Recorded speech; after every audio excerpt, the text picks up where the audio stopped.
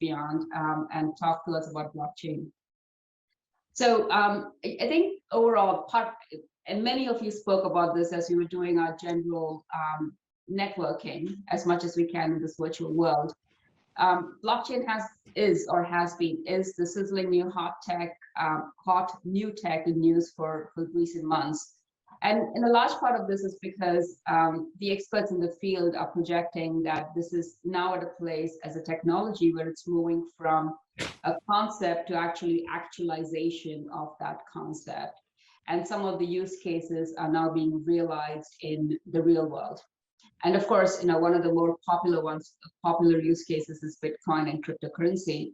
We are not going to talk so much about it today, but our session next month is going to be more on digital assets in a broad spectrum, because there is more use cases to blockchain than just cryptocurrencies and Bitcoin. So hope many of you will join us for that as well. Now, in addition to that, we have one more. So we have today's session on blockchain, which is higher level primer, I would call it, of blockchain and understanding where it is as a technology. We have one in May 30th, that talks about digital assets. But in between, if you like a bargain, we have a bargain for you on a very important topic about diversity and inclusion in blockchain. We're collaborating with the Boston Blockchain Association as part of their Blockchain Week, and participating and hosting a session on diversity and inclusion in blockchain. Lynne is going to be hosting this session with thought leaders. We'll be posting a link in chat in a few minutes as the session starts. So if folks are interested, and we do hope that many of you will join us, that session is on May 6th, and more details to come in a few. So before we get on to today's call, before I start introducing our speakers, a couple of housekeeping. For Q&A, we have scheduled some time towards the end, so please post your questions in chat, and we'll make sure to have them addressed as much as we can towards the end. If you'd like to network with others as part of you're reconnecting with an old friend and such, or want to meet new friends and new professional colleagues, what we tend to do sometimes is post our own LinkedIn URLs on chat, and feel free to do that for yourself. I'll be doing that in a few for our speakers and as well as the FinTech leadership team. And feel free to network with any of us. Just make sure that when you do connect with us on on LinkedIn, you kind of throw in a little bit of a note saying you met us at this session, so we can connect the dots there. So look forward to more networking as virtual as things will be for a few more months, hopefully. But then coming back to our session today, as I introduce our guests and speakers, I also want to thank Goodwin for their support. Goodwin, as many of our regulars know, has been supporting us in several ways. They have been our host for these virtual sessions since the beginning of 2020 and continue to do so, as well as very frequently support us by participating in these sessions as well. So thank you, Goodwin. Thank you, Tracy, Olivia, and the team there. So introducing the speakers, we have two speakers today, Janice Leahy-Daniels and Lynne Marlor. Janice is the CEO of OIKOS Software, but she's got more than two jobs, I'd imagine. She's also the managing director for L&V Partners and the president for Treasury Executives Institute. She does a number of other participates in a number of other nonprofit roles as well. Professionally, she brings 35 years of financial expertise in the areas of tax, treasury, finance, and international trade. And in the last few years, one of her focus areas has been on blockchain, cryptocurrencies, and their disruptive impact on both finance and economy. Lynne Marlor, who is the CEO and founder of Transformation Strategies, is also on the board of FintechWomen. She's a former banker with extensive experience on advising high net worth clients and institutions in crypto and digital assets. She was formerly the managing director and head of Bank of New York Mellon's, pardon me, corporate and specialized industry group, and oversaw the development and research of the bank's partnership with fintech disruptors. Lynne, like Janice, is a frequent national and international speaker on blockchain, digital assets, as well as a number of other topics. With that, Lynne, why don't I hand this over to you? Okay, great. I hope everybody can hear me, and thank you so much. So I'm going to start out, we're going to kind of switch it up here where Janice and I are both going to speak at different times, obviously at different parts of the slides. And I don't know if we want to pull up the presentation at this point. We could do that if you want to pull up the presentation. Thank you, Olivia. Yeah. So as Jagati mentioned, it's two parts. The first is the one we're going over today, which is essentially blockchain for business, or the business of blockchain. The second one, we're going to focus on digital assets and crypto, and we've got two incredible speakers. So I don't want to digress, but these topics get mired a little bit. So if we can go to the next slide, let's talk about the business of blockchain. You know, this is a $3.4 billion spend in 2020. So blockchain spending by corporations, institutions was 3.4 billion, and 63% of US adults are, you know, very curious about crypto from a Gemini study that was done.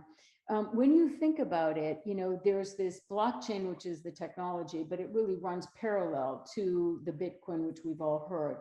This is all over the news, you know, Tesla, Mass Mutual. I mean, probably one of the most conservative companies I've ever met, $100 million in Bitcoin. So JP Morgan, Visa, MasterCard, PayPal, this is not going away, all right? This is the future. And if you look at 346 million PayPal users, they now have access to digital currencies, all right? So there are 2.5 billion Facebook users, and they will have access to digital payments. So it is the Wild West in some ways. So we're gonna, you know, that's sort of how I want to really get your attention. This is a platform in a future that is not dissuading in any way.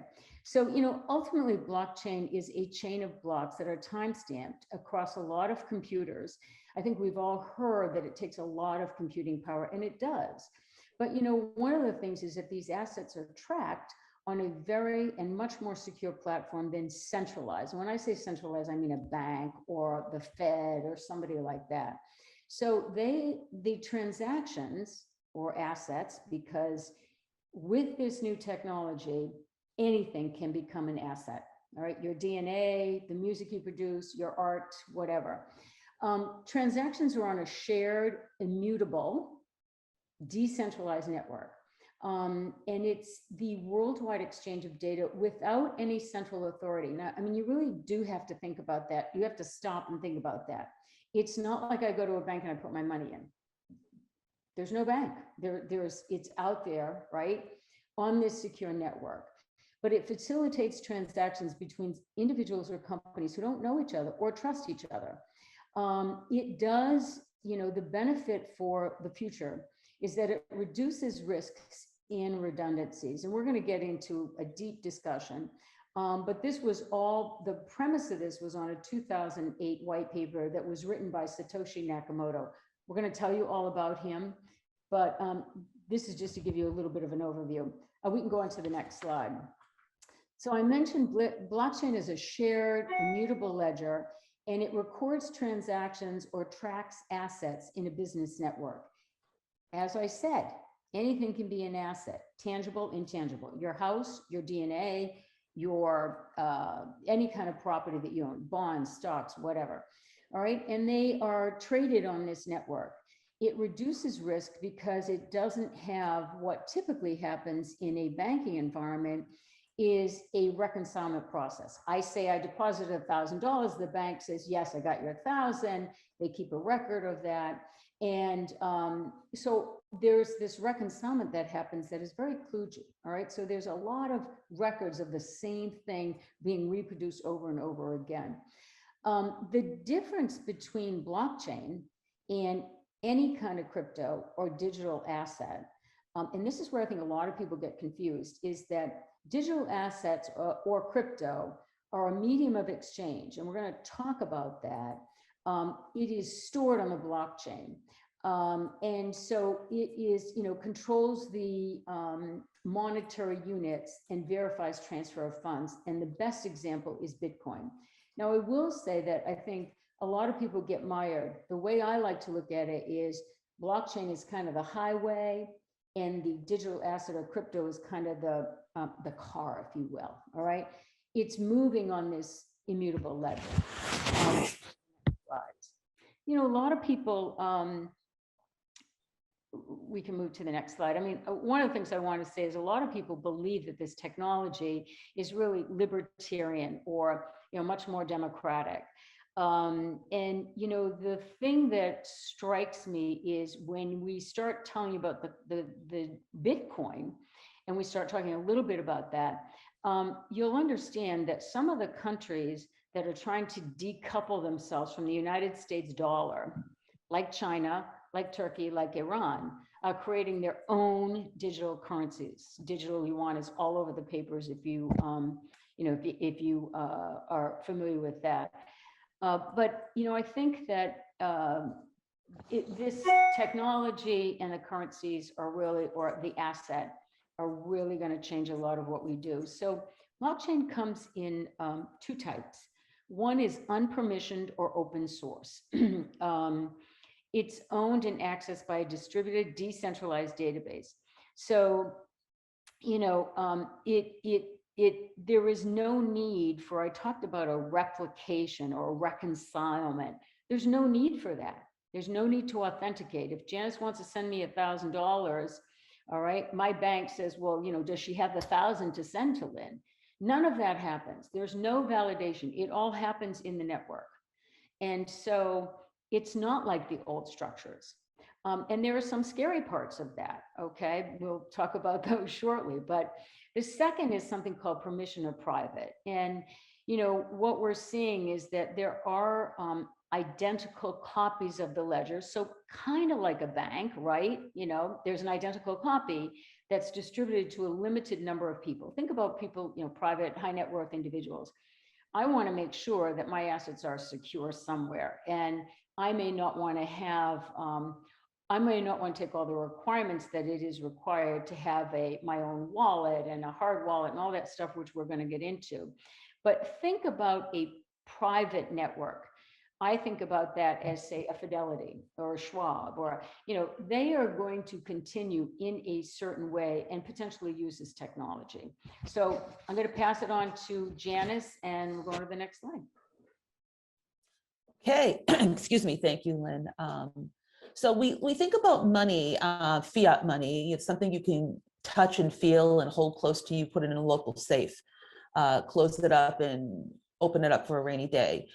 So what is it anyway? We have different currencies globally. We have the sterling in Britain. We have the euro in the EU. We have within Asia their own sets of currencies, whether it's the Thai baht or South African coins or various other types of what's going on in Hong Kong, the Hong Kong dollar that's pegged to the US dollar. Of course, the US dollar, everybody has their unit of exchange, and it's all based upon interest rate differentials, from one currency to another. When we look at the medium of exchange, the payments, the grantings, the debt resolutions, you have to go back in time and say, well, how did this all start? It started in China, actually, in 700 BC, and they came up with the first units of measurement. And then the Greeks got a hold of it, and on the island of Delos, which is actually one of our software product names, that's where the bartering, exchanging, and shipping lanes came in, and people were exchanging goods and services, and all of a sudden commodities came into place. Value of silver, the value of gold, and the measurement of all of those particular assets. So every time you have, especially we can talk about the U.S. Federal Reserve Bank, where gold is stored in various places like West Point and such, where everything is based upon the value of gold. Now we have this era of blockchain, which takes in cryptocurrency without getting too deep dive into crypto itself. But that's the process of being able to measure a particular service and have a particular vendor that you're dealing with say, oh, I'm going to charge you this much, and you pay for it with a virtual coin, electronic currency, as it was talked about years and years ago. It's a great way to keep a very transparent record through the blockchain of validating a particular transaction and have the recipient receive that virtual coin or that value in their digital wallet so that they can once again either store it there or they can translate it back to fiat money. So, money itself over time, over the decades and decades that we have gone through an evolution, the excursion, the journey of money has come down to where we are right now, where so many younger generations have looked upon the value of money, have looked upon the physical form of money and said, we don't need this. We're living in an era where everything should be virtual. Everything should be online. I should be able to take my digital wallets and go from place to place and accept my goods at a lot of retailers. I should be able to buy my cars. I should be able to buy my concert tickets. I should be able to buy my groceries. And it's really interesting when you look at credit cards, outside of cryptocurrency, you look at how credit cards work, and those have evolved now with the technologies and the encryptions and the chips that are inside each one of those cards that are stored. You can literally put it on your phone and just swipe your phone at the grocery store in front of the pads and pay for your, goods and services that way as well. So it has significantly evolved over the last decade from what we have said, oh, this fiat money, where that has, fiat has beautiful artwork on it. So people have been collecting fiat money for a long, long time. But now we're in the digital age where you can purchase goods and services. Businesses are taking serious advantage of this because they know this is the next step in performing business transactions in a very protected environment. Once again, if you're in a public or you're in a private blockchain system for your business. I have clients that have contracts in, I'll bring up Nigeria as an example. They do not trust the Nigerian currency. It's not freely traded anyway, but they can do business very, very quickly through the blockchain and accept cryptocurrency for their goods and services. So that's kind of where we're at right now. It's really an interesting place to be, and people are investing in different cryptos. You see it every single day. Will businesses embrace it as part of their investment strategies? Most likely no, right now, because it's so speculative. It's like investing in the stock markets and saying, I'm going to invest in company A, B, C, and D. And that's not usually how a business will formulate its policies and procedures. They're highly conservative and they want to, keep and safeguard company assets. So that may not come to fruition for a bit, but doing business of transacting with organizations and or countries that are not freely able to produce their own particular currency, like the Nigerian platform, is a good way to do business. And a lot of companies, particularly in the communications area, are doing business this way. Next slide. So blockchain benefits, boy, we just talked about the rate of equity, the transformation of the cost base, the covenants, the collateral, liquidity, shorter settlements. We're going to get into this about settlements because we talk about the delivery of payments and the authentication of the transaction itself and how quickly this happens through the global internet system in blockchain, the efficiency areas to avoid replication of business processes, connectivity. We talked and Lynne brought it up that this uses a lot of electricity. So you should have your contingency plans in place if you are the Nigerian data mining hub. We'll get into data mining later on in the slides, but you have to have your contingencies so that you don't have some kind of fault or failure in your electrical area that brings your entire system down. It does soak up a lot of electricity. Ownership, collapsed hierarchy of vertical integrated players. What does that mean? That means there's less people involved in the chain as far as the process of it. Yes, you have a lot of data miners validating your particular transaction, but the particular layers that you would go through to do a particular process on a smart contract, and then we'll get into that a little bit later on this slide. A lot of those particular draconian layers are taken away.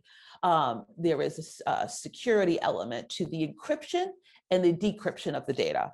So as things move through the blockchain, things are encrypted, and you have a lot of people in the background, and we'll get into this mining thing as Lynne will certainly talk about too, trying to figure out all these wonderful algorithms. And it's, it's kind of think of a baseball, who's on first, what's on second, and, I don't know who's on third. You have all these players racing to solve the encrypted puzzles, the decryption of all of the things that have happened, so they can come up with the right answer, so they can get their remuneration for working so hard to validate your transaction that finally gets into the block and adds to the chain. That is highly secure. That way you're not dealing with, if you bring up banks once again, you're not dealing with a section or a group that all of a sudden their site goes down and you don't know what to do. There is audit history on the benefits. It's transparent. You will see how this gets all completed. And there is no central operator, obviously, on 24/7. So you can move these transactions in any given time, at any given space, in any given place, as long as you're following the transaction to, I'm going to transact my particular Bitcoin, as an example, to company D in South Africa, and I'm going to do it through a cryptocurrency, and I'm going to get my transaction, data mined and validated. It happens very, very quickly. So once again, you don't have to rely on other people's space. You have all these players involved globally that are racing to try to benefit from your particular transaction, so they can get a piece of the pie as well. I see, I'm not sure what I see. Oh, I think that's just a slide format. I'm sorry, you can go to the next slide. Outstanding issues. This is my slide, right, Lynne? I believe.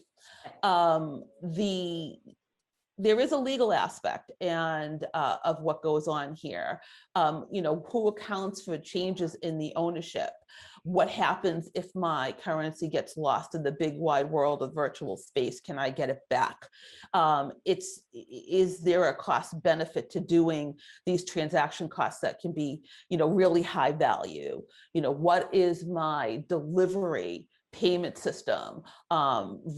So delivery versus payment, receipt versus payment. How quickly is it fragmented? What's going to happen in my transaction? Because once you submit, you're at the, for lack of a better term, you're sort of at the mercy of all these data miners to get this transaction validated and sent to the recipient.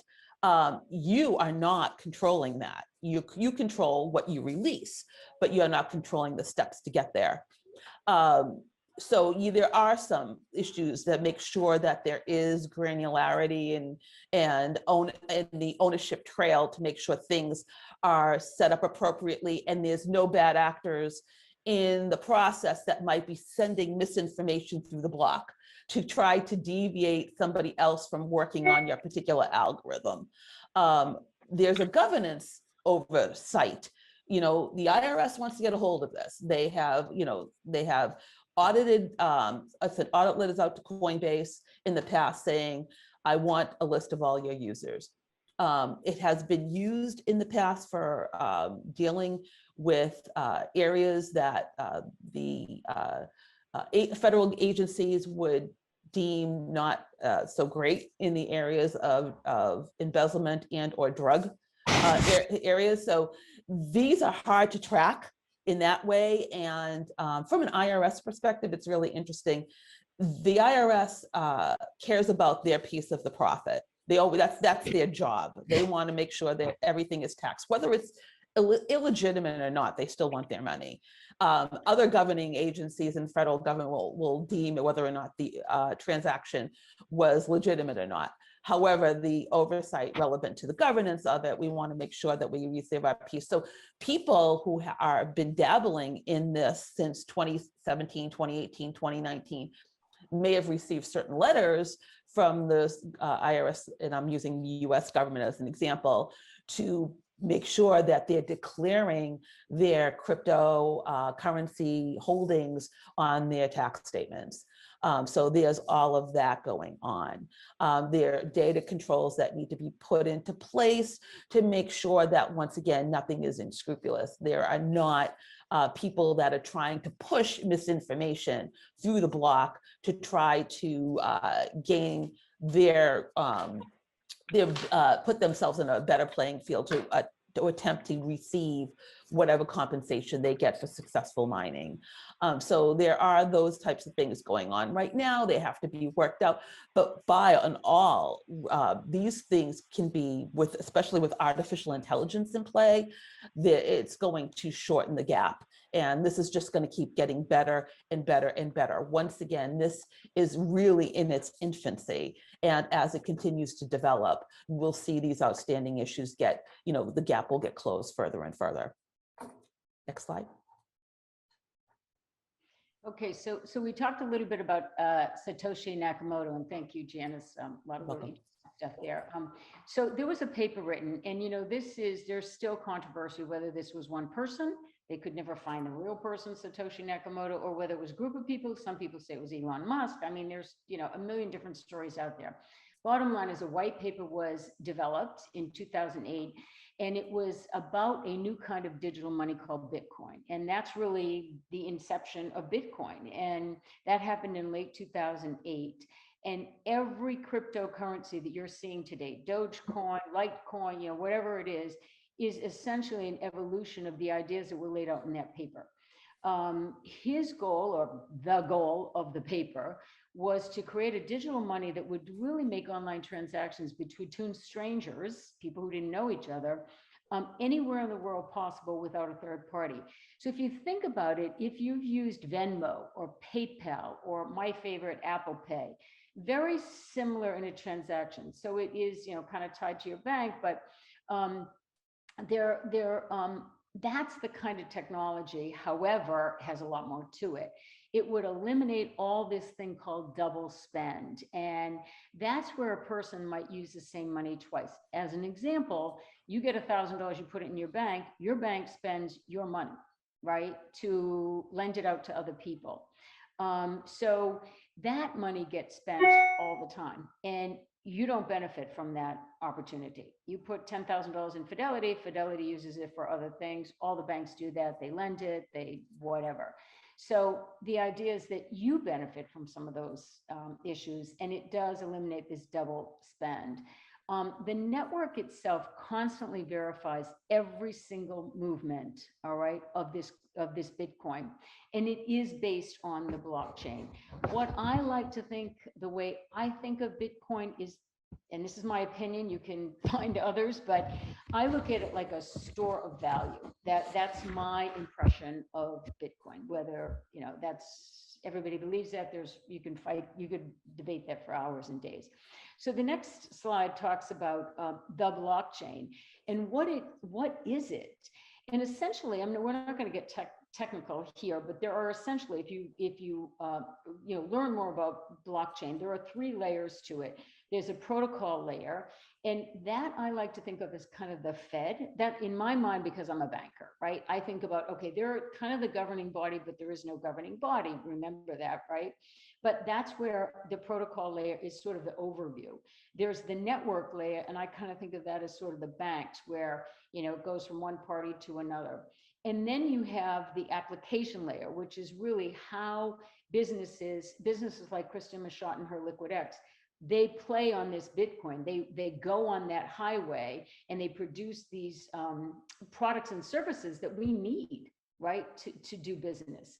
So that's how I like to think of it. But each block, and this is the real key, contains the information from the previous block. So you put them all together in a chain. If I send Janice $1,000 for something and she sends that $1,000 to 25 more people, they see the first transaction, right? It's evident on the screen, or when you look it up, that I was the original one who gave her the $1,000. All right. So, and there's a structure to it, which we won't get into, but, you know, again, it's on a distributed, totally decentralized way. And it's a way to store and exchange information. Some people think of it the new internet. You know, there are some things to worry about. One is if you lose your, you know, your passwords or your key or your private keys. Good luck, right? It's not like I can go to the bank and say, hey, you know, I don't know what happened, but I think I sent Janice money I didn't want to send. Can I get that back? There is no one like that. Okay, to help you out. So we can go to the next slide, and that. So let's talk about it again, because I think it's really important to kind of get the philosophy of what is blockchain and why is it different than Bitcoin. So it is a list of transactions. Anyone can view those. I have viewed those. Janice, I'm sure you've viewed those. You can see, you know, I can see Janice bought, you know, 5,000 shares or 5,000 Bitcoin or whatever it was. Might not have her name on it, but it has an address on it, right? A wallet address. Anyway, those are visible transactions people can view. It contains a record of every time someone sent or received a Bitcoin. So every single step of the way is on that. Cryptocurrencies and blockchain allow you to transfer money, as we talked about, in a peer-to-peer network without a middleman or a credit card company.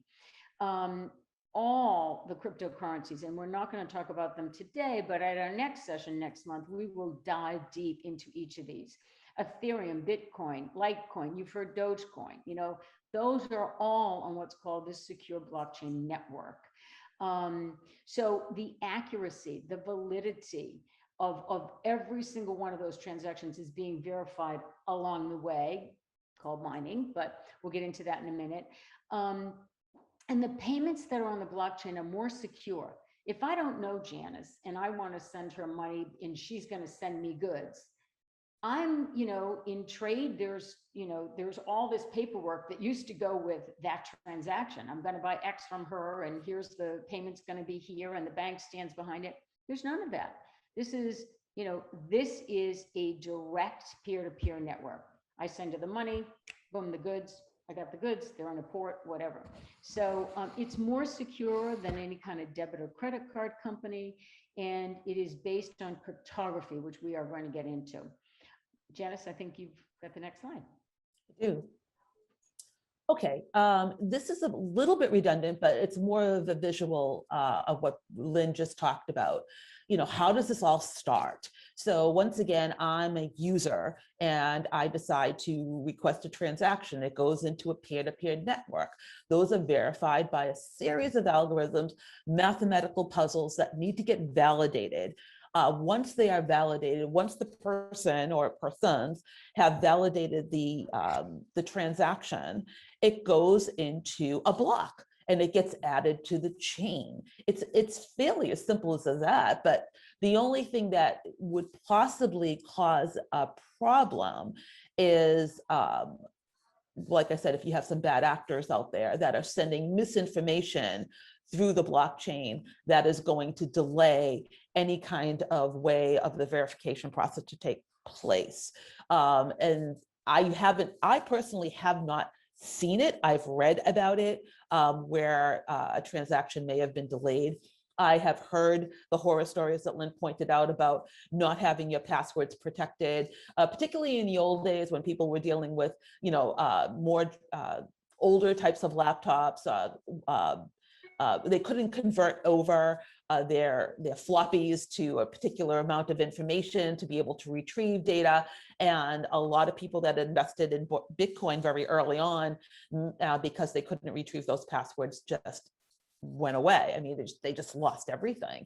So the blockchain is just, once it again is just a series of peer-to-peer network, and it's verified through a series of algorithms, which, if I brought an algorithm up, we'd all look at it and say, oh my God, it's like this massive chain of letters and denominations that you need a really technical data science person to understand. You and I cannot be a miner. I mean, that is just probably not our areas. We're fintech women.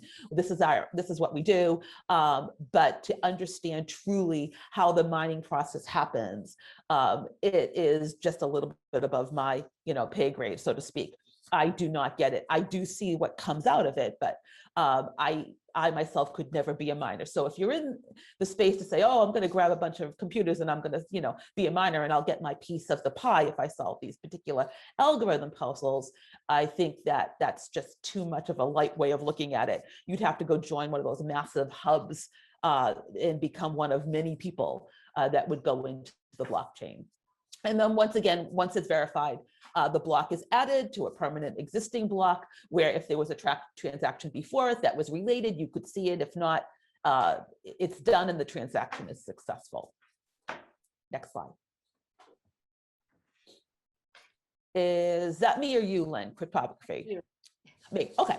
Cryptography. Yes. We just talked about algorithms, and it talks about branch of mathematics, cryptography, and banks have used this. In the past, branch of mathematics that lets us create mathematical proofs to provide high levels of security. Right. So e-commerce and banks already use cryptography to make sure that you are safe. It's encrypted, it can't get stolen, it can't get hacked into.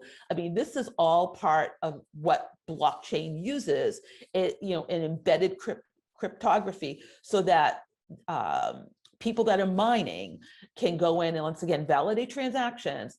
Things on the blockchain don't get corrupted as they try to decrypt what is going into your transaction that will eventually come in or out of your wallet. And once again, the encryption to the wallet, it can only be successfully done with your authorization when you release funds to somebody else. And that will get into private and public and private keys, but we'll talk about that in another slide. Next. Yeah, I think I'm next. Okay.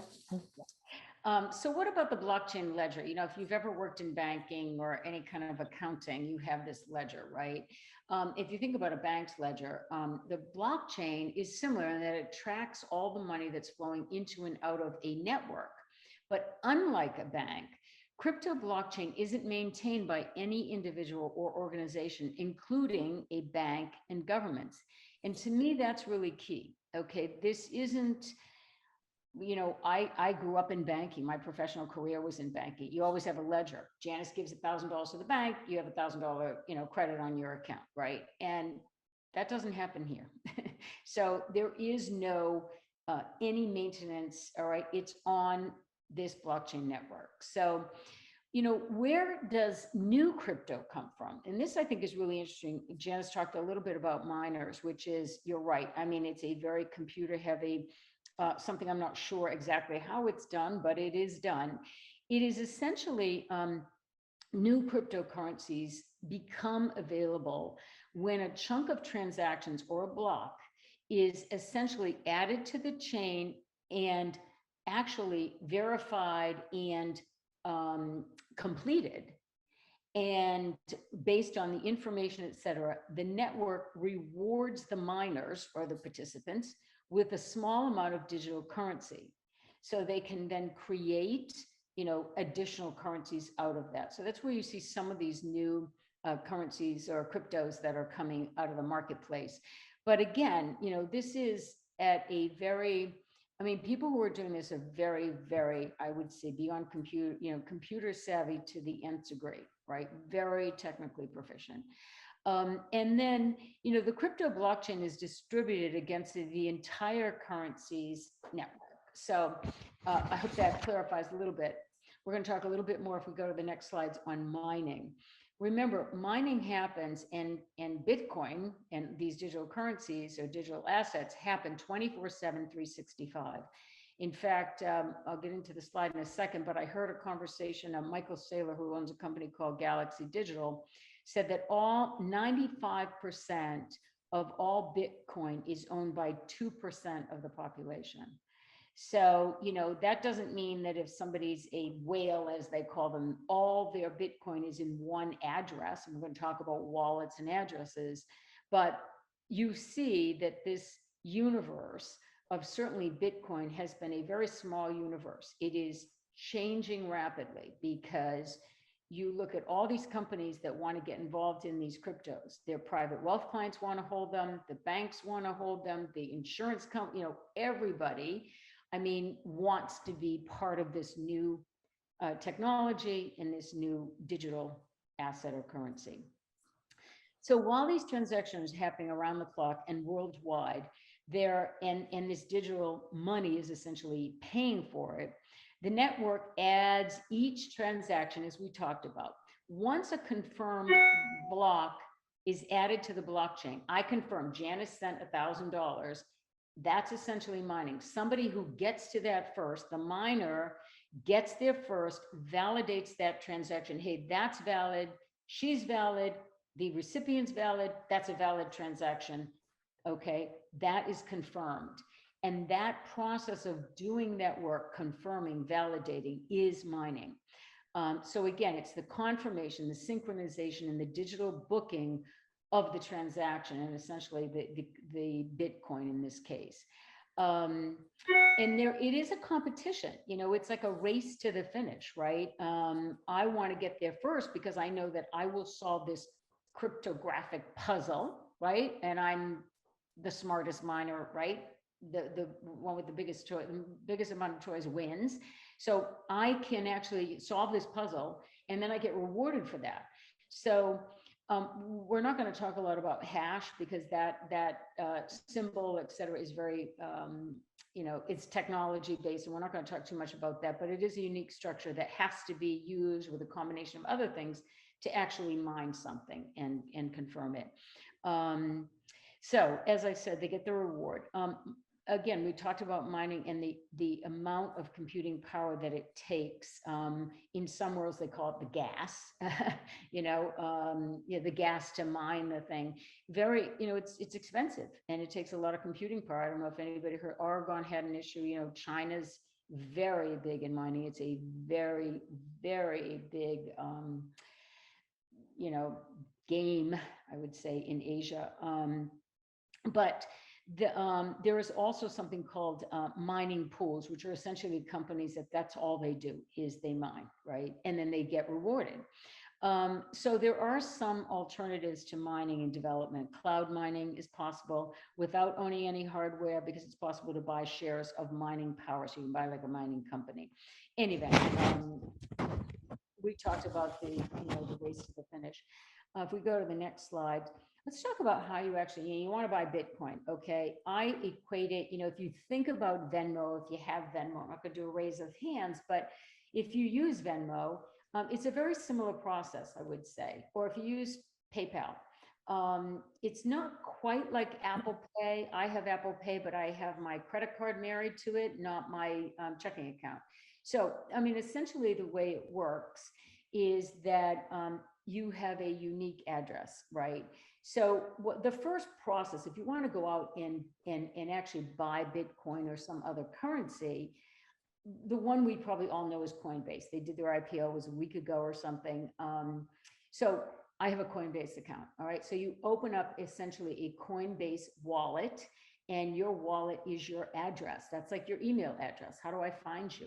That's your address. Anyone can send you money in that way. So what happens is you open up your account, your wallet, and you marry it to, you reach out to your bank and you say, hey, I need to fund this. I want to buy Bitcoin. So today, I don't know, $54,000, take $54,000 from your checking account, plunk it into your account at Coinbase, and there you go. You have one Bitcoin, right?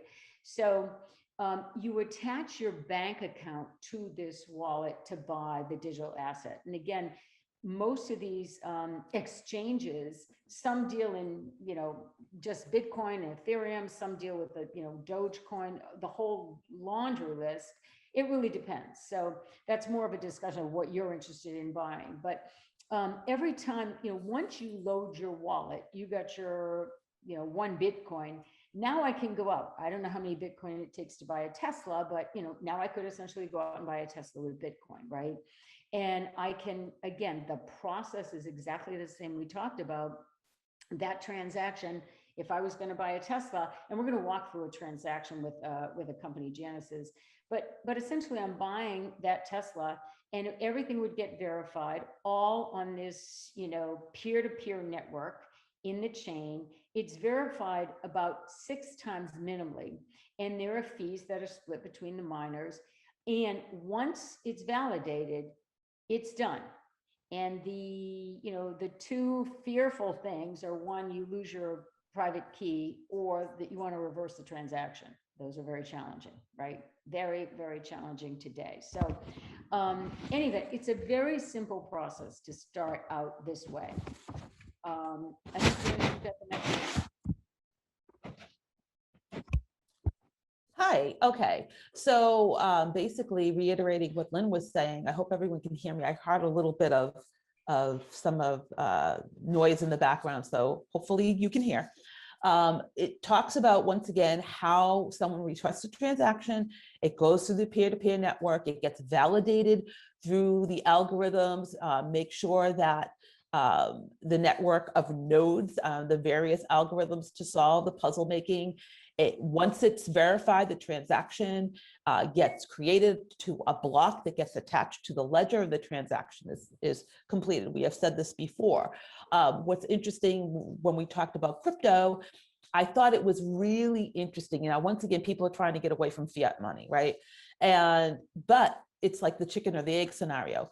To be able to purchase any kind of currency, digital asset, you have to start out with fiat, right? So as Lynn pointed out, you have to call your bank up, you have to fund your digital wallet with the money that you have made that is backed by whatever government that you're dealing with, and you put it in your digital wallet, then you purchase whatever type of currency that you want to purchase, whether it's Bitcoin or Litecoin or a Doge.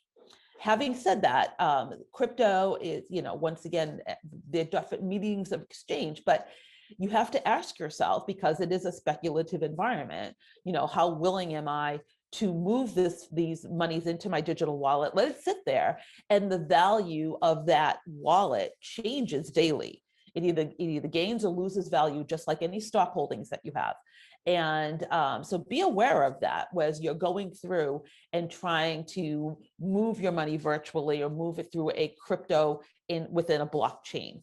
Blockchain is a great way to perform business transactions. It's going to happen more and more and more, but do understand, when you're using crypto versus a stable coin, I'm sure all of these buzzwords are going to get covered in your next session, but there is a difference between some of the cryptos and some of the stable coins and some of the people that are coming out with their own virtual currency, like China, as well as JP Morgan will come up with a JB coin. I mean, Facebook was talking about coming up, Libra, Gemini. We can go on and on about the different zodiac symbols that are coming up with their own coins.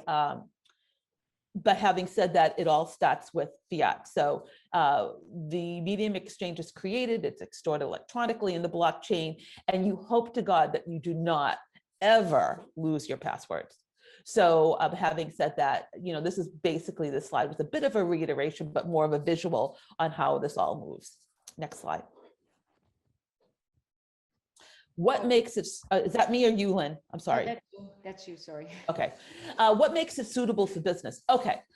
This is really a blockchain itself. There are two different types. It's the public and the private. If you set up a private blockchain, which companies might do within the organization infrastructure, the distributed ledger technologies, once again, the tokenization of assets, this is really a practice that is in its infancy. It's going to happen more and more. The shared ledger, the permissions, the smart contracts, things that will happen simultaneously. If you look, if you ever have some time, go in and Google what the OECD is doing. And they're putting this in the forefront of how they're looking at the digitalization of assets and how things move through the blockchain. They know blockchain is going to be gradually improved over time using artificial intelligence for sure. They are going to see things, happening very, very quickly, relevant to liquidity, relevant to settlement processes, relevant. You think of it on the activities like securities lending, repos, and things like that. This is an area that is going to be delved into more and more. Businesses will be garnering this. I use the example of the communications company that is doing business in Nigeria. That's a very simplistic view. The opportunity is there. It's highly disruptive. It's something that even the National Science Foundation is getting funding from the government to say, everybody that's in the blockchain space that will improve business processes as we know it now, welcome to, put in their proposals to see where we're going to take this artificial intelligence and move it forward. The potential is revolutionizing. Next slide, please. Yeah, I think this is me. Oh, Yep. no, me, sorry. Oh, that's all right. Well, it's all the same. If you want to speak to it, Lynn, you can. I mean, basically, it's hitting upon the different industries that will benefit from the revolutionization of blockchain. Yeah, I was, so obviously, I was just going to say, it's about 1 o'clock, and I knew that we'd probably run over because there's a lot of stuff to cover. We have about 5 more slides. So I don't know, Jagathi, whether you think we should just continue, and maybe we're going to leave our email up. You guys could email us with any questions, or would you rather cut it off here?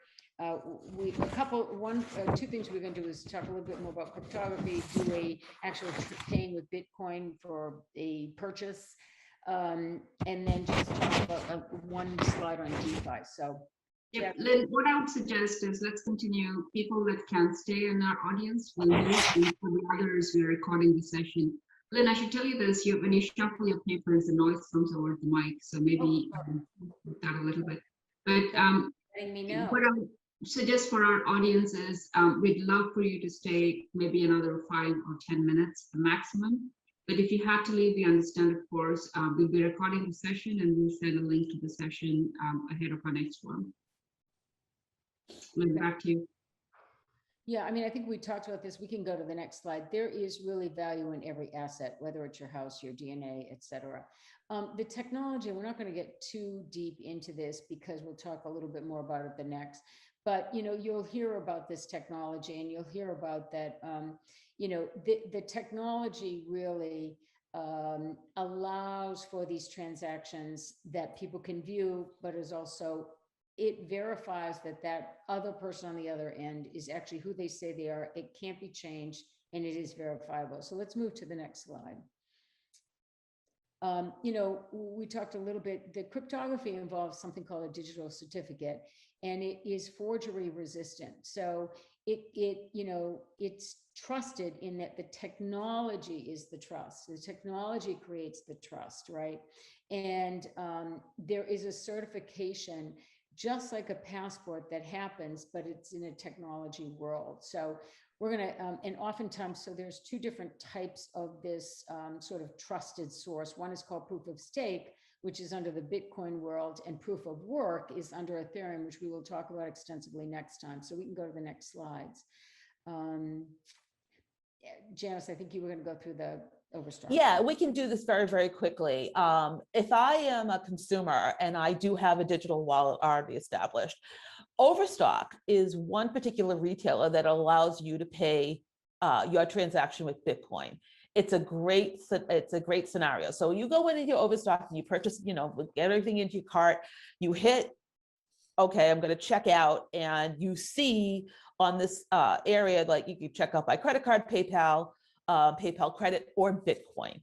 If you click the Bitcoin, it will take you to another screen that will give you a QR code, which is a quick rapid response code with a series of letters and digits. It's not short, it's anywhere from 16 to 24, even more letters and letters and numbers combined, and that sends you to your digital wallet so that you can make the purchase, authorize the purchase. Let's go to the next slide because this is all related. It'll authorize the purchase. As a matter of fact, if we look down, you'll see the address strings and numbers that are shared, used to complete the transaction. You see that series of 3J98, 1W. That's what you will copy and paste from, say, Overstock, for example, to your wallet. And that is telling the system, I owe this money, I'm transacting and authorizing this to go back to the Overstock cart so I can complete the transaction. Once again, you can also see it has a barcode if you want, if you're paying in particular Bitcoin, because Overstock does Bitcoin. Next slide, please. You transact through a public key. Lynn mentioned this earlier, but you authorize on your private. So it's like this two-tiered system where you digitally have made this transaction, you're paying with Bitcoin, you're saying to Overstock, now take me to my wallet, and I need that address that you have just given me to show authorization. I go into my public domain, and then when I hit click, I am authorizing it with my private key so that the transaction can be completed. The transactions are once again irreversible. Now, we say that because that is absolutely true. How you may reverse a particular transaction with your customer or vendor, or if you are the recipient or that's different. That's a different conversation that you might be able to get some remuneration back if you sent them too much or sent it inaccurately. But that doesn't happen through this transaction. That's just a offline separate discussion with them. But once you do make the transaction, it's irreversible. Next. So this is really the last slides. I wanted to just touch on DeFi. You probably have been hearing about DeFi. It stands for decentralized finance. And it is, a lot of people calling it blockchain 2.0. And it really is leveraging these decentralized networks like the blockchain to take old financial products and into a trustless and transparent protocol without intermediaries again. So I like to think of it as, it does allow you to do certain types of business. So if you get your wallet, now you might want to buy an insurance, or you might want to invest in stocks, or all the things that you traditionally do in a financial world now become available in decentralized networks. So it becomes more complicated because I own, all right, I own this Bitcoin, and now I have to make sure that I am purchasing what I'm purchasing. There is no central authority. There is no bank, all right? This is this trustless environment. So all that responsibility I have, but on the other hand, I have an asset. So if I want to take that asset and lend it, if I have, $1 million worth of Bitcoin, and I want to lend it to Janice for a corporation she wants to borrow, all those things are possible, and I reap the benefits, not the bank, the central organization. So it does put every single thing that I can think of as an asset. It becomes an asset. So much more on that, and that could be a whole separate presentation. We can go to the next slide, but I wanted to just touch briefly on it. So anyway, thank you very much, Janice. Thank you so much for Lynn. Working with me on this. And thank you, FintechWomen. Yeah, we're running out of time, but hopefully you'll come to the crypto and digital assets on May 26th. Actually, it's not May 30th, it's May 26th, same time. If you have any questions, we've got both of our emails up there. Just send us an email with a question. We apologize that we ran over, but. I agree with you, Lynn. Thank you for closing this out. For folks that stayed behind, thank you for staying the extra 6 minutes. You'll get emails from us both to the May 6th and the May 26th events. Hope to see you then. Janice and Lynn, thank you so much. Thank you for demystifying blockchain and in such an easy to understand fashion. Thank you. Bye-bye. Thanks, everybody. Bye. Tracy, Olivia, thank you.